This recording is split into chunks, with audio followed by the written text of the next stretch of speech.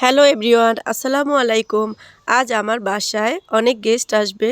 সবাই special guest, আমার বোনেরা আসবে।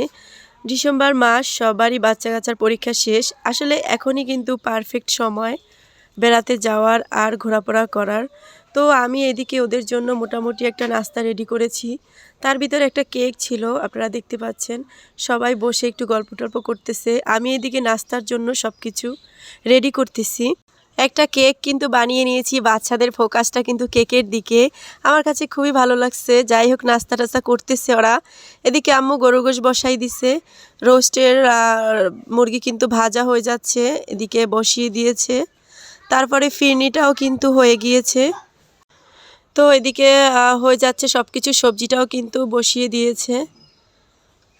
এই যে সবজি, আর এখানে কিন্তু বুটের ডাল বসানো হয়ে গিয়েছে। মোটামুটি ৩-৪টা চুলাতে বসিয়ে দিয়েছি, যার কারণে এতটুকু সময় লাগেনি। একদম ঠিকঠাক টাইমই হয়ে গিয়েছে। এই যে গরুর গোশটা ভুনা করা হয়ে গিয়েছে।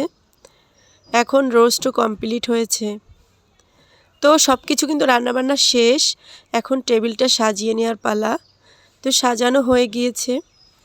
আমি একটু দেখিয়ে দিচ্ছি, সব কিছু কিন্তু রেডি আছে এখানে। এখন কিন্তু বোনেরা খেতে বসে যাবে, তো ওদেরকে ডাকা হচ্ছে, আসো তোমরা খেতে আসো। ওরা সবাই বলছে ঠিক আছে আপু, তুমি একটু ভিডিও করে নাও। তো যাই হোক, আমি একটু সব কিছুর ভিডিও করে নিলাম। ওরা কিন্তু চলে আসছে খাওয়ার জন্য। এখন এই যে ওরা খাচ্ছে, আমি কিন্তু একটু একটু করে ওদের ভিডিও নিয়েছি। তো খাবার দাবার শেষ করে আমরা বিকেলবেলা কিন্তু 30 গোডাউনের ঘোরার উদ্দেশ্যে সবাই বেরিয়ে পড়লাম। আমাদের বের হতে হতে সন্ধ্যা। তো সন্ধ্যা হয়ে গেছে, আমরা বের হয়ে গেছি। এখন সবাই অপেক্ষা করতেছে ফুচকা, তারপর টর্নেডো আর চা খাওয়ার জন্য।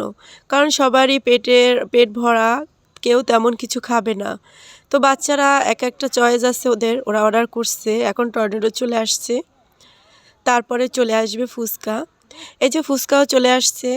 যে যেরকমের ভালো লাগছে, যতটুকু খেয়েছে, ওরকম কেউই খায়নি, কারণ সবারই নাকি পেট ভরে আছে। যাই হোক, সর্বশেষে সেটা হচ্ছে চা। এই চা কিন্তু আমাদের সবার প্রিয়, কম বেশি সবাই খাই। আর সর্বশেষ ছিল ওয়াফেল। ওয়াফেলটা কে কে ট্রাই করছেন আমি জানি না, আমার কাছে বেশ ভালোই লেগেছে, আর বাচ্চারাও খুবই পছন্দ করে। এই ছিল আজকের মতো ছোট্ট একটা ব্লগ। আল্লাহ হাফেজ।